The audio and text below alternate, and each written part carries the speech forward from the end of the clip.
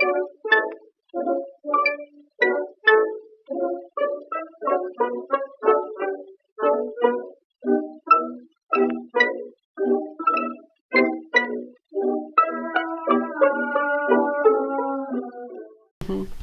today we're here at the McGraw History Center with Mary Kimberly and Robin Hoffmann. And Mary's going to tell us a little bit about her memories of growing up in Norwich and her time here in McGraw. So take it away. Well, I grew up in Norwich, and I thought it was a great place to go to school and work. It was a big city to me, but it was really probably about 7,000 population when I was there. Where is it located, Mary? In Shenango County. Okay. And county seat. There were a lot of industries then. We had a shoe factory, we had knitting mills. Norwich Pharmaceutical Company was a big employer. Madol Hammer Factory, they made hammers, and a good time. You didn't have to worry about being unsafe in neighborhoods. Good childhood there. I went straight from high school, working in a small insurance agency, $37 a week, 5.5 days. I learned my first lesson that I learned was not to pull out 2 filing drawers at the same time. Mr. and Mrs. Armstrong had gone to lunch, and needless to say, I did pull out 2, looking for something or other. Then I struggled to get the filing cabinet back up in place, get the drawers closed, and I could see the headline in the Norwich Evening Sun, "Young office worker killed by filing cabinet." Somehow or other, that it wasn't covered in my business class in high school. That's an important one. Yeah, Especially for a right. small person like you. You're a small person. Yes, I weighed about probably 90 pounds. My future husband, Carl, was working in the management program for W.T. Grant Store. And I went to work for the insurance agency for about a year, and then I had an opportunity to go to work for the Norwich Pharmaceutical Company, which offered really good benefits. And is that Norwich aspirin? Norwich aspirin and Pepto-Bismol and Unguentine, and they had a veterinary department also, and did a lot of research on raising animals in a much better way than was being done then, raising chickens on wire instead of on the ground. And I know they did serious studies for sheep. I don't know what kind of disease it would have been, but it was prevalent then in the early 1950s. It was a wonderful employer, and it was a great place to work. I loved it. I worked there 4 years, and during that time, each week, I would take my paycheck and go up to the bank, which was across the street past W.T. Grant Store, and cash it, and immediately take the cash to the dress store and pay off my bill. And by the following Thursday, I had no money for lunch. So I'd ask my father for lunch money, and he could not understand why I didn't have any money left over. But I reminded him I might not have any money, but I sure looked pretty sharp in my new clothes. Carl would busy himself during lunch hour, because that's when we young ladies would walk to the bank to cash our checks. And he would be out in front of the W.T. Grant Store, putting the awning out, then cranking it back up, then putting it back out. I bet he did that about half an hour, 45 minutes, watching all of us young ladies walk by. I don't know why he didn't get fired, but anyway. He had it all figured out. He had it all figured out. Smooth move. And besides that, he had this grayish blue Packard, which was pretty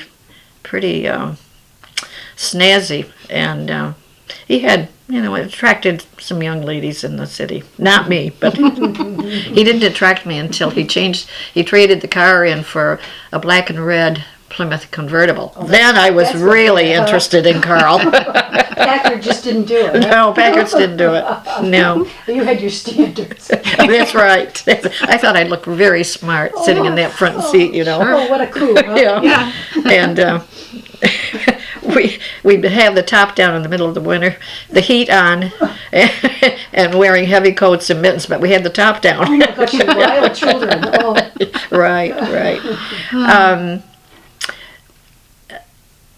My first date with him was on Good Friday, and I had gone to church, and our church was right across the street from the Bluebird restaurant, which was well known in Norwich, and he just happened to come there for dinner. Well, of course, I knew where he was eating dinner, but a friend and I had gone over for coffee, so he volunteered to take us home.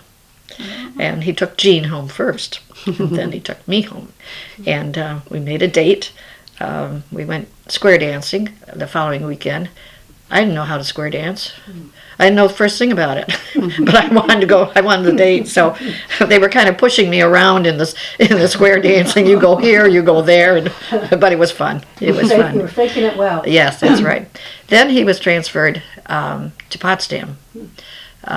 We started dating in 1958, April 1958, and by September he'd been transferred to Potsdam, which seemed like a million miles away. He would come to McGraw to see his parents, who lived on North Street, and I would come over from Norwich on Friday evening, 5 o'clock, not 5:01, but 5 o'clock, riding with Ivan Heyer from Cortland, who worked in the radio station in Norwich. And it was owned by Bill Hall, who was from a local family here, I think in McGraw. And then on Sundays, I would ride back. I'd catch the bus on Main Street here. It was a school bus. I'd been converted into a transportation bus. And it was like riding on boards over to Norwich. I can't remember what it was called, but it went from Cortland to Oneonta. And that was my transportation back home on Sunday. We knew after 2 weeks of dating that we were going to get married.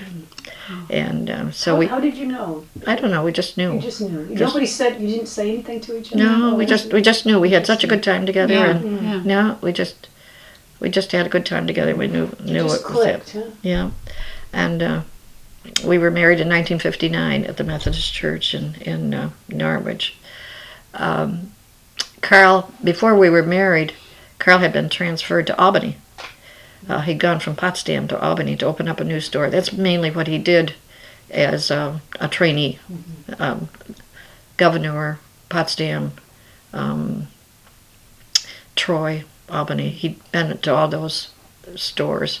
And this was a brand new store that they wanted him to help open up. So we moved to Albany. I had never lived, I thought I lived in a city until we got to Albany. And he had gone ahead to find an apartment before we were married. And we had a short honeymoon because he had to go to work. I think we had about 3 or 4 days honeymoon, and then we came back to Albany. I teased him and said the reason he rented this apartment was it was a block away from St. Rose College, which was not co-ed then. It was all girls' school. Lots of young ladies around. By the end of 1959, W.T. Grants was expanding some more into New England, and they wanted us to go into New England, and we weren't sure that we wanted to go into a small store. They weren't sure how successful it would be, and Carl thought maybe he'd like to come back to McGraw, and I was agreeable. His grandfather had a hardware store here. His parents had a hardware store, and so business was kind of the main interest of the Kimberly family. What was the name of their store? Was it Kimberly's? Yeah, and I don't remember the name of the store when his grandfather was running it. So we decided to come back to McGraw, and that would have been 1960. And it was small businesses were very successful in Cortland County. So we decided we'd like to have a clothing store that we'd have greeting cards, and we had gifts, and we sold school uniforms for sports. I guess that was about it. Yeah. In '61, Carl was asked if he would be village clerk treasurer. The former clerk was retiring, and he said he thought so. So we had the village office in our store, and it brought in a lot of people, and it gave me an opportunity to get to know people in the village, and it was a wonderful time. We had been in business a little more than a year. We were in 1962. That was not a good year. Carl was an Army reservist, and President Kennedy recalled the reservists because of the Berlin crisis.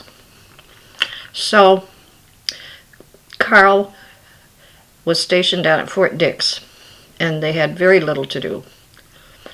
So weekends he'd come home and he'd go back one weekend with his baseball and his bat. Another time the golf clubs went down. Another time, I don't know what else he took to Fort Dix. And I was feeling sorry for myself because I was stuck in this store. He did make one big mistake one weekend when he didn't come home. I asked him what he'd done for the weekend. This was Sunday night. And he said they had gone into Philadelphia for the day on Saturday to the zoo. And on Sunday they went into Manhattan for a baseball game. He said, "What did you do?" And I'm going, "I didn't even get to Polkville for the weekend." He said, "I'm not going to tell you what I do on the weekends when I don't come home." It wasn't good. He was there about 10 months. It was a hard time for both of us. I knew very little about running the store, and I managed to keep it going, but it was not a good year. It was hard. He came back and continued working as village clerk. We took very few vacations because of the business. The village probably at that time had 2 or 3 grocery stores, hardware store, coal company over on Elm Street. The Empire Inn served dinners, and Burdick's, the post office, drugstore. It was a pretty complete village then, but people did not drive to Cortland 4 or 5 times a day to get whatever, like they do today. Was the train still running back then? The train stopped before I came to the village. I'm not sure what year that stopped. I don't remember. Yeah. But I don't remember it coming into village, so I think it had closed down. Stopped, yeah. So it was a productive time in the village, and people would come in from outside the village to shop. Eventually, we had a bank. The Chinese restaurant's there now. Yeah. Had a furniture store, and eventually where was that? That was Hall's furniture store, and eventually became Francois Borer's French restaurant, which wonderful food, and drew a lot of people from outside the state to come. I was amazed at people who came in the village and asked where it was, and they were from Pennsylvania or wherever. Yeah.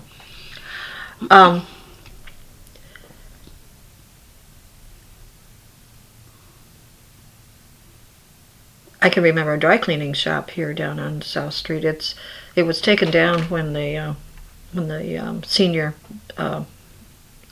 building was built. Our lives, it was a good several years of being in business. Our life changed when our son Robert was born in December of 1970. And I had thought that, I dealt with dogs and cats and what was there to taking care of a child. Well, this was a whole different, was I ever fooled? It was a little more involved than, taking the dog for a walk or shooing the cat out of the house. We were living over on West Avenue at the time. We had stayed, when we moved to McGraw from Albany, we'd stayed just a few weeks with Carl's parents. Then we had an opportunity to rent a house over on West Avenue, 4 West Avenue, for $25 a month. 4 bedrooms, a bath, full attic. First floor was a kitchen, dining room, living room, and a big hallway, and a basement. Plus a place for the car in the garage. No, that's amazing. And right across from the school. And as Robert got a little older, I mean by being maybe a year and a half, I started taking him to the store when I'd work. And we had a playpen there. And of course he enjoyed, all the customers came in, made a lot of him. One lady taught him how to, see you later, alligator, so long, crocodile. Well, he didn't remember the first one, but he'd say it to whoever was going out the door. Sometimes they'd turn around and look at him. They didn't know whose child it was and why was he saying that. Anyway, he loved riding his tricycle as he got older inside the store, and Carl had done the same thing. His parents had the store in that same building, and Carl had enjoyed riding his tricycle up and down Main Street and then coming in and zipping in through the store and then back out the door. And Robert did the same thing. Beverly Bilodeau and Mrs. Wheelock, or only Mrs. Wheelock was Miss Elock to Robert. He couldn't pronounce her name. Occasionally took care of him whenever we needed some help. In 1969, there was a big celebration here. The village had been incorporated in 1869, and so a group of people decided it was time to celebrate that, recognize that achievement, and big parade and all kinds of activities going on. A lot of activities at the park. Gosh, I can't remember all that happened, but it was a big time. And everybody wore period clothing, and the men all had to grow beards or mustaches, and if they didn't, they got penalized and were put in jail, so to speak. It was a fun time, and it was a nice gathering of village residents. They were really interested in the history, and I think they probably learned a lot about the village. In 1975, we had lived in the house on West Avenue for 14 years, trying to save up enough money to make a down payment on a house at 7 Washington. And we did, and moved, I think it was in January or March of 1975. In winter, it was cold. And it was a wonderful house. It was 1845. It was just the kind of house that we wanted. And you're still there. And I'm still there. Yeah. Yes. It is a nice house. In 1976, we had a big celebration of 1776, and people in 1969, getting ready for the first celebration, a group decided that they were going to start collecting artifacts from people in the village, anybody that had something related to village history. And the library board agreed that they could use 2 rooms upstairs on the 2nd floor for the museum. And when you say 2nd floor, to me that looked like an attic. Is that the what you're It was talking 2 about? old bedrooms from the original house. But it's where the eaves are and there's no ceiling really, or is that Yes, it's slanted. It's slanted Yeah. roofs, but it was the original bedrooms upstairs. Okay. And the story went that the librarian in the 1940s would drive back and forth to Cortland, and when it was wintry and she didn't want to drive, she would sleep upstairs. And then the board decided they ought to do something for her car, so they built her a little garage out. The garage is no longer standing, but she had a place to put her car, which I thought, was very nice. considerate of them. Yeah. And she was a good librarian. No, she must have been. Yeah, I think she was here probably about 20 years. And so by 1975, the collection was still upstairs. It was hot during the summer and it was cold during the winter, so trying to give tours, it wasn't too great.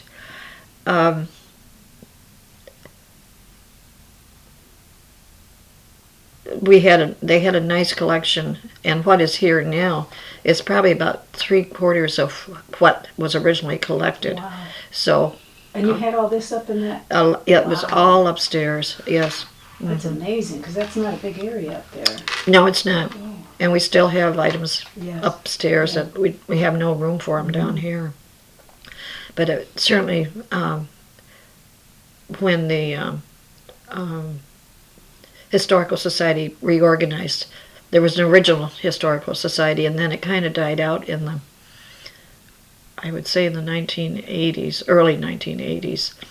And then it was decided that there was enough interest, they wanted to start up a Historical Society again.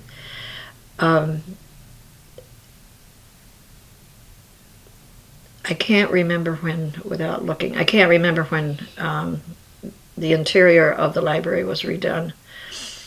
Early 2000s.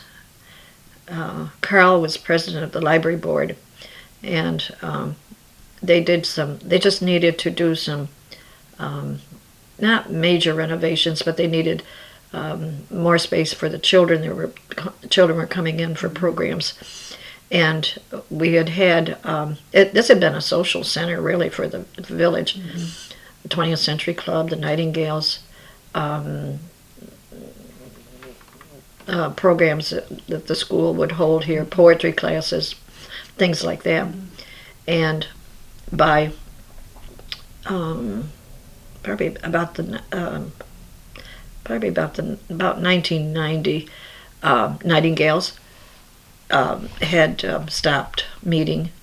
20th Century had been very active, and membership was going down. So by 2000, the kitchen was not being used. The bathroom was not handicapped accessible. Can you, just to interrupt for a second, can you tell us what Nightingales is in 20th century?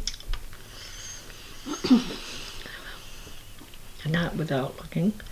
They're women's groups. It was a women's group. Okay. They're both women's groups, Okay. right? The McGraw Nightingales, organized in 1952 as a home bureau unit. In 1956, the group became a home demonstration unit under the guidance of the Cortland County Extension Service. In 1966, the group decided to become an independent group of young homemakers who wished to meet in the evening to learn various projects and for social times. Making lampshades, sewing skirts and dresses, smocking, baking breads and rolls were just a few of the many projects completed by the group. They also helped recruit donors for the Bloodmobile program and soliciting for the Mother's March on Polio. Interesting. But by the 1990s, it was another generation, Yeah. and those young women were busy working and yeah. taking care of families. In 1978, Friday the 13th, January, cold, snowy, icy, freezing, the store burned. And it was beyond rebuilding. It was a difficult time for us to know what to do.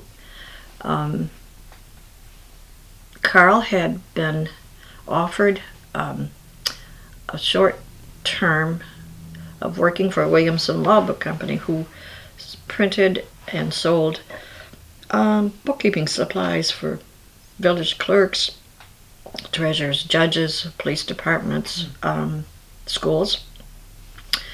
And the state had enacted I don't know if that's the correct word. The state advised that all villages and towns needed to do double entry bookkeeping, which was a big, big switch, the way books had been done. And Mr. Owens, who lived in Cortland, was one of 3 partners of the Williamson Law Book Company. He was looking for help. And before the fire, he had come and talked to Carl about working for him just for maybe 6 weeks, because he had over 600 municipalities to call on. And Carl said, well, busy time in the store, and I can do it, but can I wait until after Christmas? And that was, yes, yeah. So the store had burned.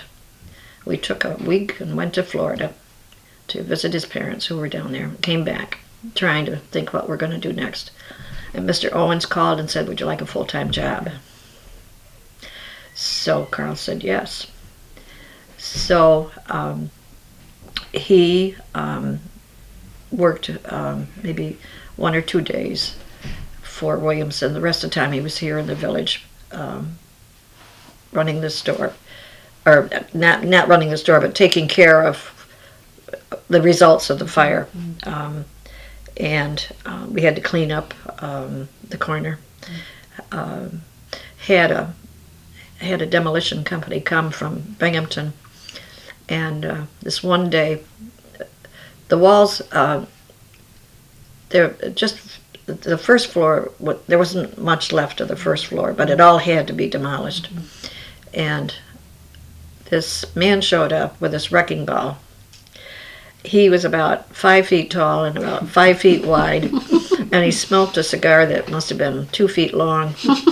And he came in the store and he said, I can have this building, not in the store, but he came, well, we were out in front of the store.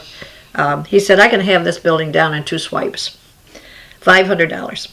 Carl said, okay, and he did it. It was amazing. He did it. Wow. Yeah, in 2 swipes. Did he haul the stuff away? No, it just went into the basement and then it was covered over. Was it a brick building? No, it was wood. Wood.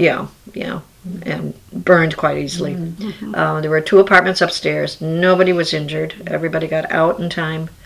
It was a big mess. Because was it a volunteer fire department here? Yeah. And Cortland came. I don't know who else came. We went to, later on, I think in January or February, we were invited to come to a program in Cortland. They were going to, I think they were going to recognize our village policeman, Bob Rood, that year. Yeah. And I don't remember who the speaker was or the MC, but anyways, he got up and he said, first of all, I want to make one complaint. He said, okay, Kimberly, where's the hose that we left in front of your building? Come across with it. Who wants a fire hose? Of course, we knew nothing about what they were talking about. He was teasing, but we thought, we're kind of sinking down in our seats, trying not to be recognized, especially for something like that. Anyways. So we would have had to have a bigger lot to build on. It was before sewers, so we had a septic system that was underneath the basement, and the health department said that's a no-no, and it was going to cost too much money to rebuild. By then, Kmart had bought out W.T. Grant's store. They were opening up in Cortland, and people were more mobile, and we decided we couldn't make a go of it. So I started working for the village as assistant clerk, and Carl took over the. He had been village clerk right along, so he continued that work.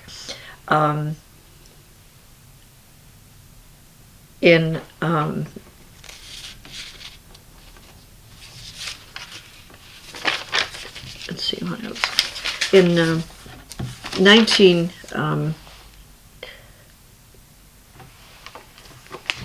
1983, he decided he was going to retire from the village, and he wanted to work full-time. He'd become a partner in Williamson Law Book Company, so he retired, and I was appointed by the village as village clerk.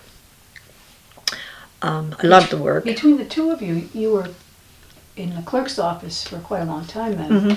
From 62, I retired in 93. Yeah, wow. I didn't realize it was that long. And Carl probably had about 20 years, I think, as clerk, and loved the work. Yeah.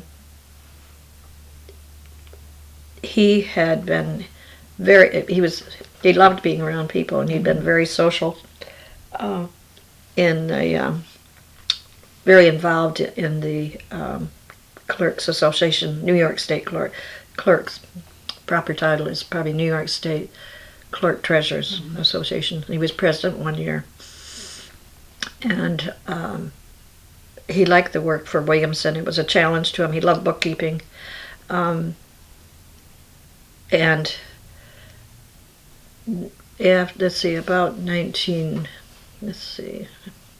probably the middle of the 1980s,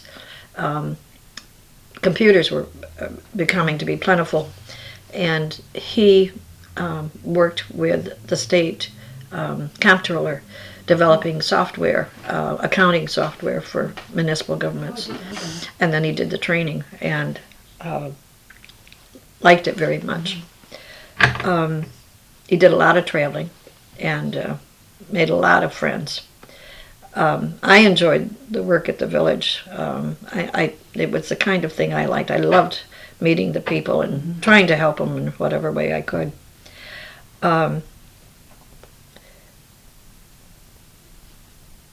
Robert went to school here and graduated in 1989 and went on to Hartwick College in 93. And we made a lot of trips to Oneonta and took all of our money with us because usually he needed books or food or whatever. It was a good education for him. He had an art degree when he graduated. By 1993, 92, I had felt that I had worked long enough and I wanted to retire. I wanted to do some other things.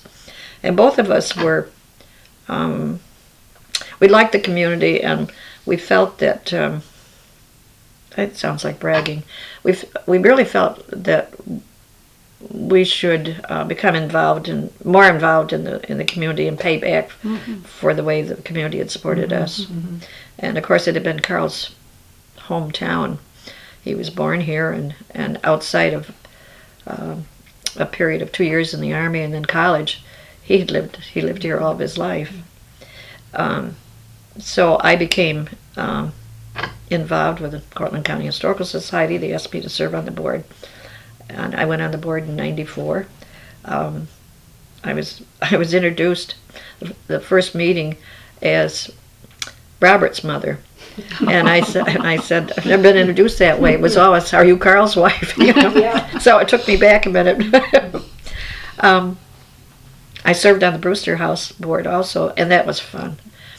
Interesting people. I often wondered what the residents were like when they were younger and working, but they were interesting even at that age. I learned a lot of interesting history from them, and I liked that work.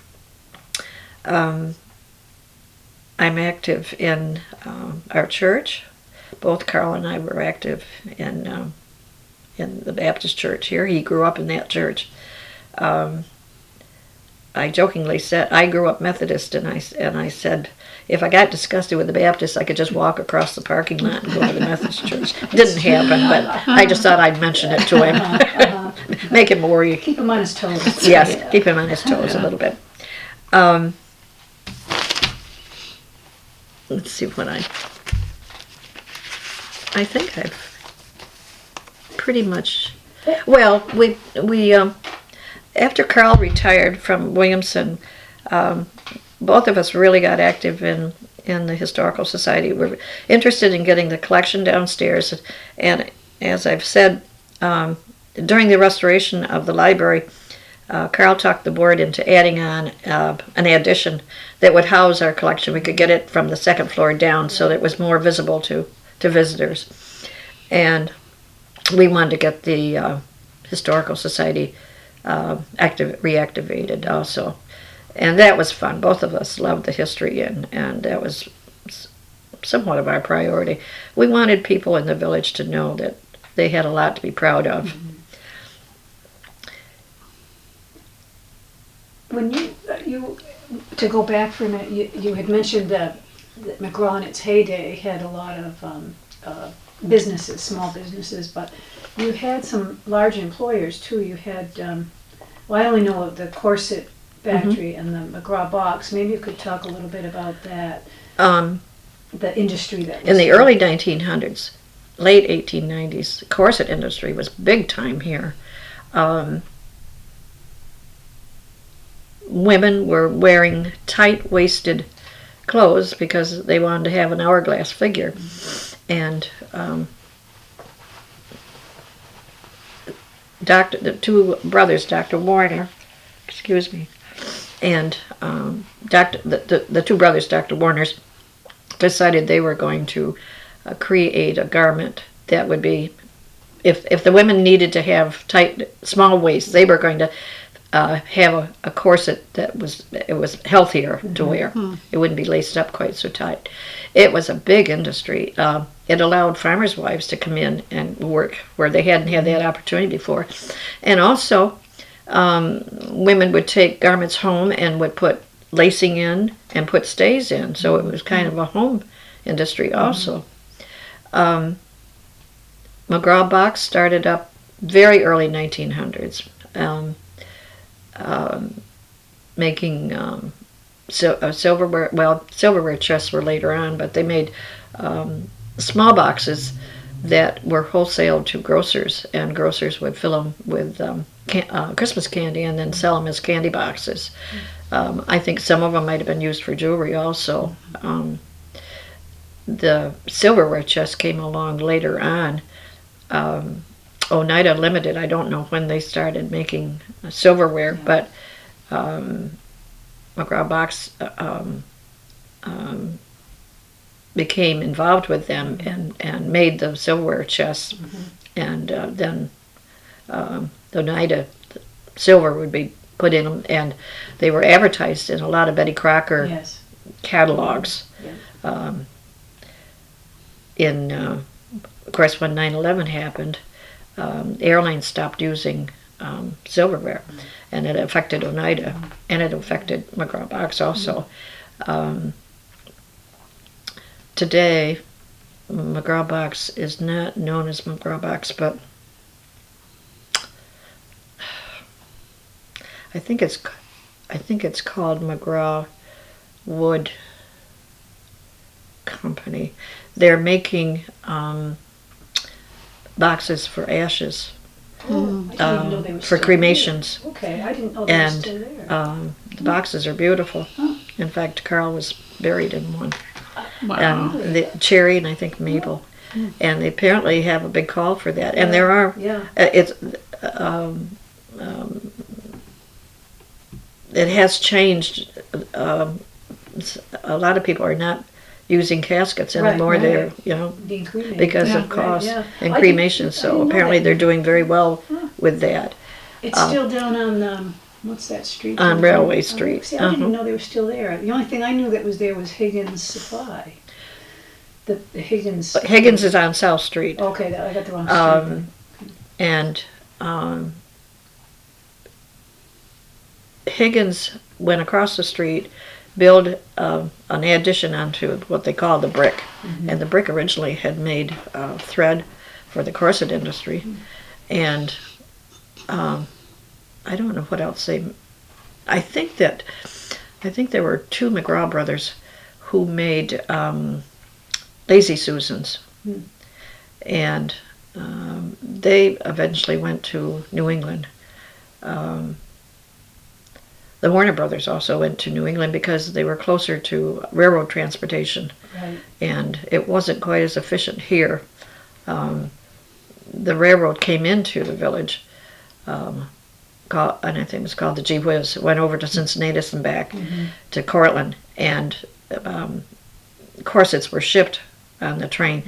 not sure if it was because the train didn't come through very often, Yeah. As often as they would have in New England. There probably would have been more of a call for shipping on railroads then. That was the what has become now Warner's. The Warner's bra company is still exists.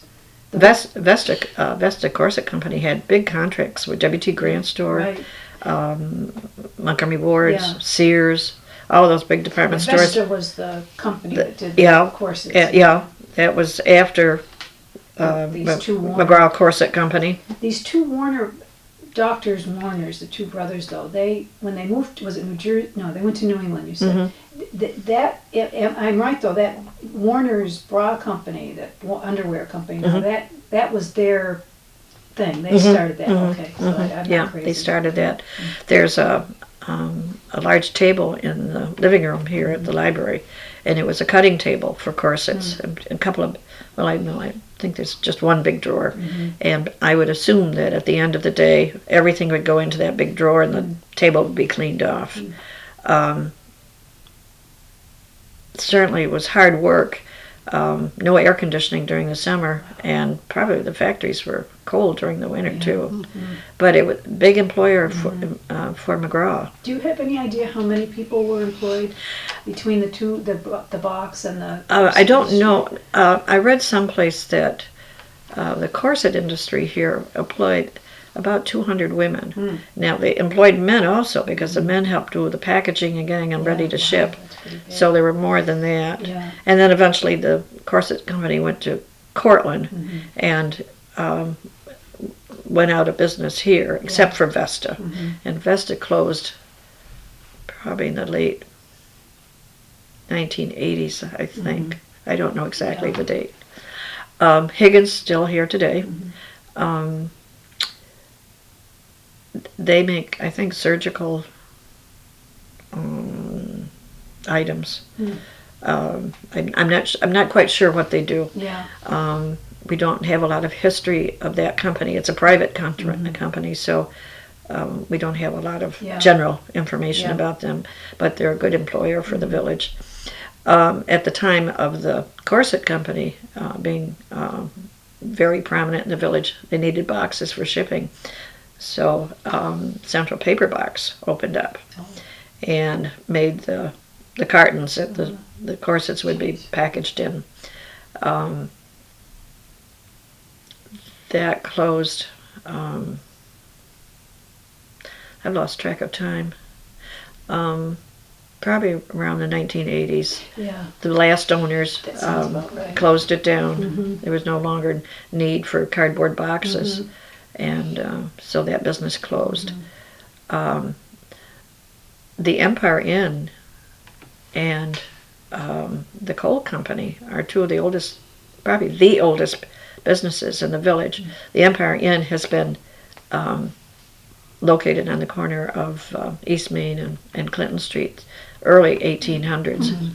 And it was a stop for stagecoach from Cortland going to Norwich. And it's still there today. And housing for overnight renters. And there are apartments upstairs that are rented probably on long term. I don't know technically. The coal company was located on the corner of South Street and Elm Street. And that was there from late 1890s. And it became some sold. Different owners sold different things along with coal. Coal was the main thing, and then there was lumber was sold for a period of time. One owner brought he lived in Freetown, and he'd bring vegetables in to sell, cabbage and potatoes, things like that. It's still in business, except it's relocated to West Center Street in the old Central Paper Box building. Interesting. I didn't know that either. The coal company was an interesting company. A lot of history to it. Humphreys and Stafford owned it at the beginning, and they also built buildings of black stone. And we have 1, 2, 3, 4, 5, I think there's 6 houses in the village, plus the house up here on the corner of Church and Main I Street, wondered why you had those. Marlaki's. Right. Yeah. So that's why they're here. Yeah. Yeah, because there's a whole row of one street. Yeah. And as you leave Yeah. town, there's one over Yeah. here. There's one down here. Yeah. Interesting. And supposedly, the story goes that somebody had come from Delaware and had seen the buildings here and wanted a barn built out of stone, and hired them to go to Delaware and build it. And I don't know if that happened or not, but that's the story. You told a funny story to me a couple of weeks ago, well, maybe it was long ago, about a bank robbery that was here. Maybe you could share that story. Have you heard that? I haven't, no. Oh, that's quite a story. Well, we the First National Bank was here for just a few years, and I think it was. I think they only had been in business about a year, and they had a bank robbery. I don't remember where Carl was, but I was working in the store, and I had walked. We were living up on Washington, and I had walked down from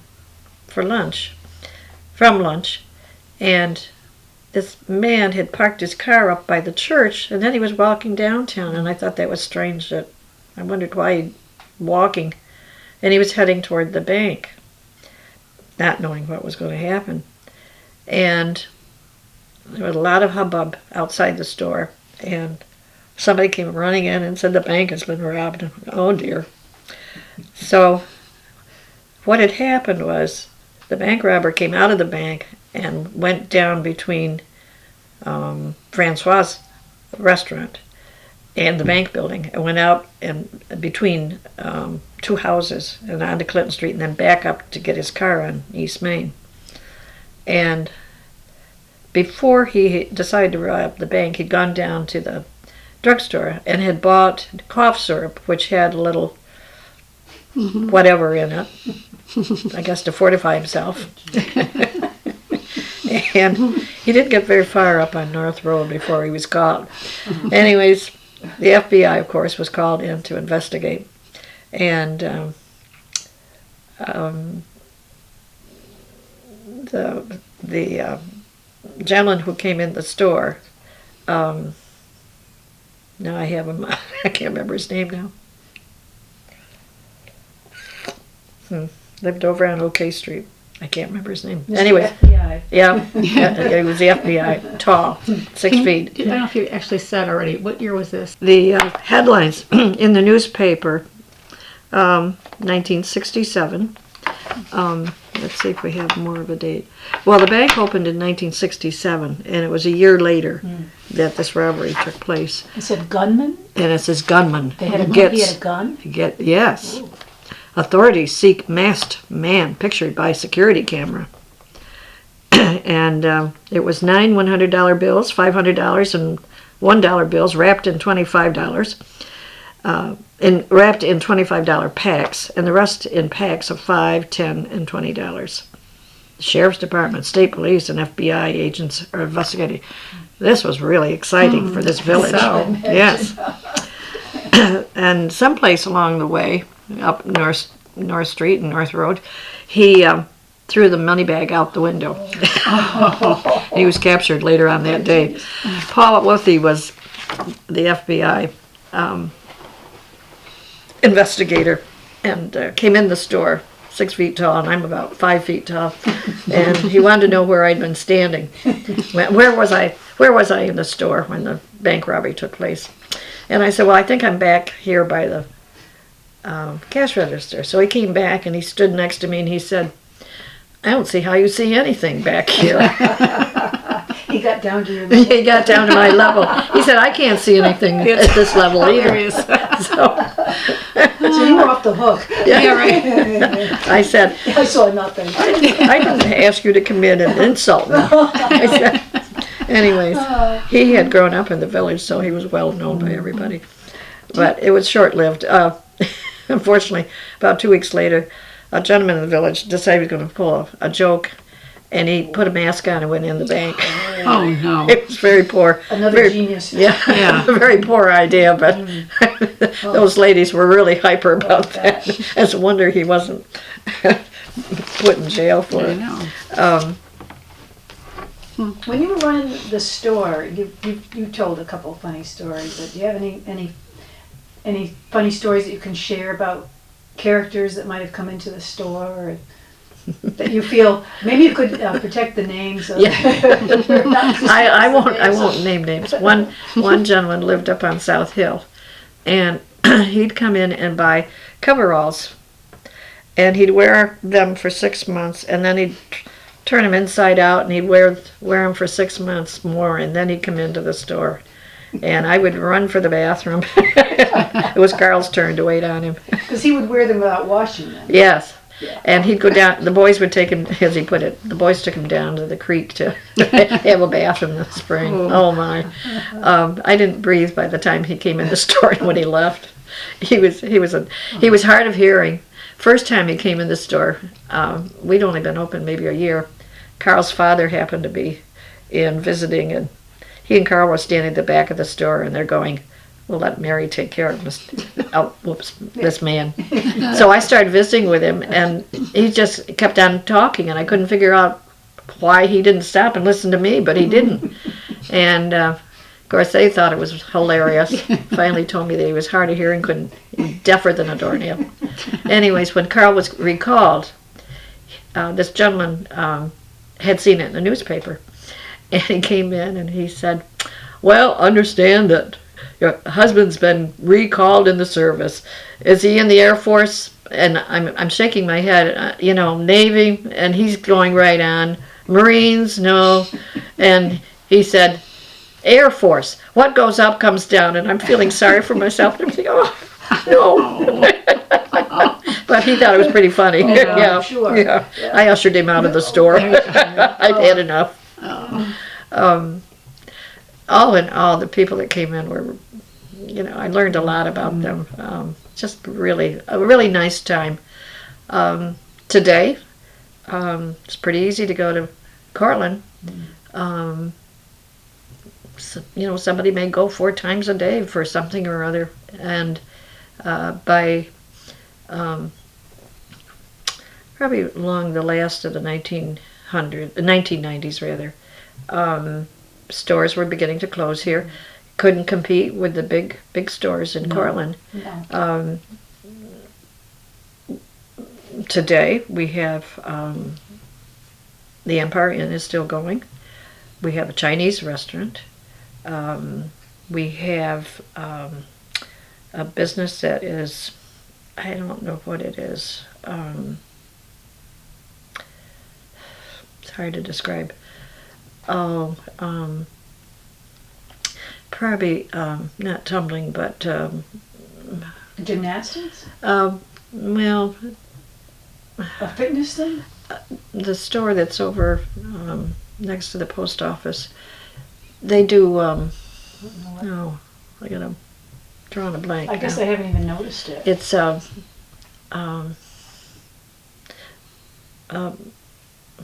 children take up training to protect themselves. What do you call it? Oh, self-defense? Karate or something? Yeah. Okay. Oh, okay. We had a martial art. Martial arts. That's what Okay. I'm trying to think of. I could not Oh, I come didn't up with even know it. you had that. Yes. I know you have Bob's, is it Bob's Meat Market or something up here? Bill Brothers has Bill come Brothers, into okay. that. The original building was a mill, and then it was a feed store, and then Carl's dad had a hardware store there for a period of time. Is there a major grocery store And then here? it became grocery stores. Yeah, It's small, but yeah, it's not, yeah. it's not major. Yeah. But it's more like a deli type thing. Yeah. Although they have quite a bit there now. Convenience Yeah, type yeah. thing. It's an interesting old building. It is a very interesting building. Post office, pizza shop, and Malarkey's. That was Burdick's for years and years and years. And you have a dog groomer or something out here. Pet grooming? The dog groomer used to be in the old barber shop, and that's empty now. Oh, it is. Yeah. One thing I didn't mention was floods in McGraw. Oh, We yeah, had yeah. several floods, Oh. and I had never seen anything like it. The early 1960s, we had a couple of bad floods. We're right in a so-called valley, North Street. There are hills on both sides, and a creek that comes down from North Street and comes under Main Street, and then flows into what is Trout Brook. There's another stream that comes from the south along the Marathon McGraw Road and flows eventually into Trout Brook. Oh, I didn't know that. And then that goes out into Tioughnioga River. And when it rained and the creeks rose, it was frightening here. I remember one time, I don't know where Carl was. He might have been on the road then. And somebody came in the store from the highway crew and said, "We're going to bring you some bags of sand because we think you better put them in front of the door." Our door was ground level, and so they helped me put bags out in front of the store. And the creek over by what is Bill Brothers now would bring debris down through, and it would plug that opening, and then it would start to flood North Street. It's still, I mean, not too many years ago that happened again. So it still does that. It still does that, yeah. It's a real problem. Like you say, it's a ravine almost. Well, it drains off Hicks Hill and off the Cemetery Hill and comes. It's just natural the way it comes into the creek. And there's rules about cleaning up the trees along the sides of the creeks now. So But you can't do that. homeowners can't do that. No. So No. when they go down, those trees, like you said, they come down, they get plugged right out here. Recreation Park would be absolutely Yeah. flooded because there's a small stream that would come through there. It's not, I don't think it's, well, yeah, I guess it's considered a creek now. And that would flood easily too. Our picnic tables we joked that they're probably down in Marathon now. The bank along Elm Street, the back of the houses, is washing away more and more every year. Yeah. And the EC doesn't approve of stabilizing it in any way. Back in the 1980s, Georgetown would bring their prisoners down, and they might have 20 young men come. I was never scared of them. They brought them up to the highway barn to have lunch. I was never worried about my safety, and they were all from New York City. I mean, this was really country for them, but they did a lot of work. They did a lot of riprap in the creek, one of the major creeks, which helped stabilize the creek banks. People along the creek that comes from McGraw Marathon Road would like to work in that creek and take care of it, but they can't do it.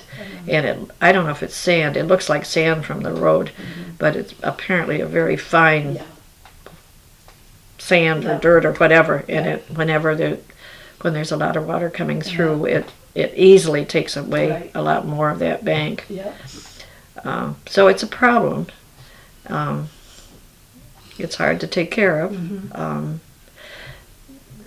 When Don Never was mayor back in the 1980s, probably,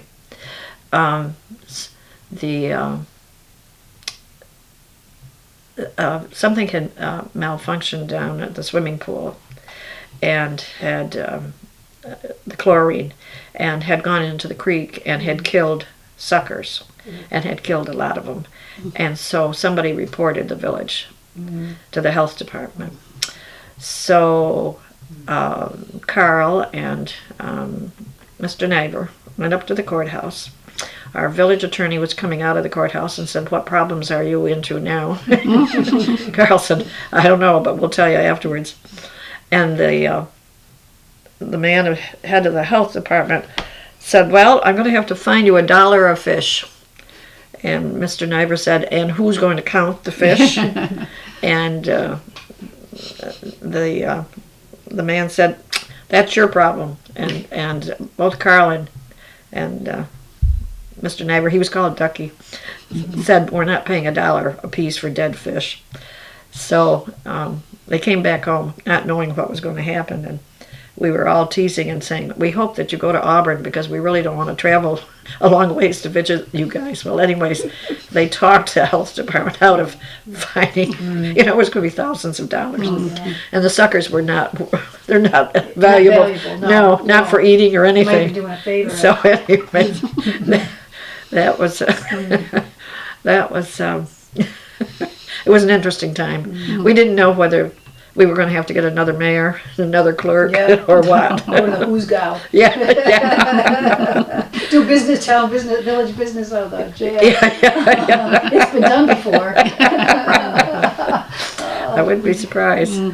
Well, So, Mary, is there anything else that you'd like to share about you or the History Center? Or? maybe I can tell you what's here. We have 3 filing cabinets full of paper records. And those are fireproof. And they're fireproof. The 4th one was in the store, and although it was fireproof, it went through the fire okay. That fire was, if you can call it interesting, when the fire burned through the building, the very back corner where we had a big safe and Carl's grandfather's roll-top desk and village records was not touched. Oh my God. Not touched. Wow. It didn't burn that corner. Yeah, because after that theft of the safe out of the church, you guys would have been. Oh. maybe you can add that as the last thing. The records for some of the early records that you were looking for New York Central College history were in this safe. Maybe you can tell us what happened to some of those early records. Well, the big safe at the fire dropped down into the basement and was covered over. Oh, but it was there. But it was there. Yeah, it was too big to move. But the safe at the church. And wait a minute. The church records were in the safe at the post office. That maybe you could tell what happened to them. To finish up the fire, the village had wanted to. Well, they thought maybe they'd have an office on Main Street, and the highway garage had been in a barn, which is no longer there. Now it's where the senior citizen building is on South Street. And so property was bought up off Cemetery Street, and a new highway garage was built there, which housed also the police department when we had a police department, and a room for court, and the village office also. And so we moved all the records eventually right up there. They went down to the fire station for storage until the building was built. And so that was a big help. That's better. But we were really fortunate not to lose anything in the way of records. Wow. We lucked out. Yeah.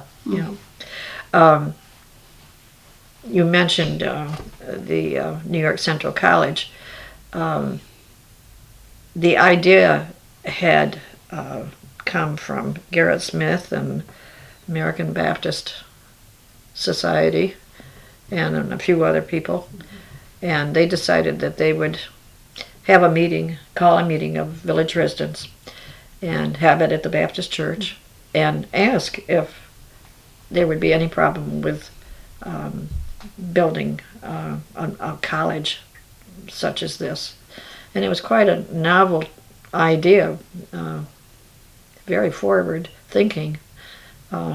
Imagine educating women in the 1840s. Right. Unbelievable. And had the meeting there, and we have no way of knowing what took place because the church clerk was also the postmaster, and he had the idea of storing the church records in the post office safe, which was fine. That sounded good, except the safe was stolen. So all of our records from 1827 to 1840 48 were gone. You just have a den of thieves out here. Exactly. Wouldn't they be surprised to open that up and find Baptist records? I bet they were disgusted. Another genius Yeah. thief, right? Yeah. But it was a real loss for the area to lose those And records. two ladies did wrote early history, but it was mainly courthouse records. And they could put together enough early history of the church, which we have. But you have some record of, as far as the college goes, in that newspaper, the McGraw Express. Some of those meetings were reported in the newspaper, so there's some memories, some recollection of what happened. So we have a little bit of that. Yeah, but that's piecing together too. Yeah. McGraw. One of the real claim to fame is New York Central College, because it was the first college in the country that hired black professors. So it was quite a revolutionary thing. Yeah. It's another thing that McGraw should be really proud of. Yes. Yeah. Yes. And you and Carl helped piece together that history. It was Carl's dream to do that. Yeah. And so that's preserved. That was primary. Yeah. That was the one thing he really wanted to have some written history on. And you did a PowerPoint on it, gathered together the source material so that it's a cohesive story, which is important to preserve. Yeah. We have photographs. We have a lot of photographs of the village.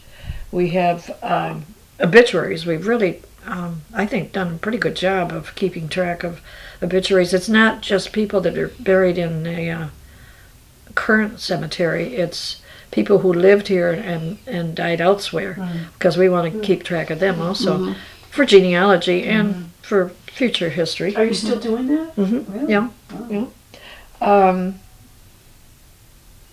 I'm trying to think what else. We have a collection of Daniel Lamont's letters.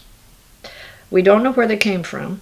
They must have been in the house here someplace, but we inherited them when we moved everything down here. And we have someone who is going through the letters and sorting them out. And Daniel was private secretary to Grover Cleveland when he was governor. And as such, Daniel received a lot of letters asking for political favors. I have a nephew who is wonderful in doing da-da-da-da-da. Could you possibly find him a job in Albany? And it's interesting with those letters. Yeah. Then his father had died, and his mother was still living here at the time of the fire in 1906. And she and he would correspond. He's living on the Hudson River by then. And she would write him and say, "Now, do you want some cheese this week, or would you like some butter?" And we were trying to think, how on earth did they ship butter and cheese on a train down to Hudson River? But it was interesting, the letters. Once in a while, she'd talk about somebody to come to visit her. And she was responsible for the library. Yeah. That was her dream, to set up a library in her living room. And she died before it could really be started, but her daughter-in-law took it over. It's quite a legacy. It's a beautiful library. Beautiful library. So it's going to be nice to get those letters done. It's going to take quite a while to sort through them, but that'll be nice. It'd be a good book if you get somebody to write about Daniel. And then he was Secretary of War for Cleveland in I think it was his first term as president. He didn't like being Secretary of War, and Cleveland gave him the extra job of visiting the reservations throughout the country. And I don't know, probably about 20 years ago, I think he was a nephew of Daniel's, lived down on the Hudson and was interested in doing research. And I mentioned that Daniel had talked about bringing back gifts from the various reservations, and this nephew said, "You should see the rugs he brought back." Wow. Never saw him, so and I think I only heard from him about twice. It would have been interesting to see what he brought back. And other things, yeah. Daniel made a lot of money on the railroads. It was very productive to buy up small railroad companies in the 1890s. What else? Well, I think that's good for now. We'll Good? have to come back and visit another time. Yes, definitely. Part 2. Thank you, Mary. Yes, thank you.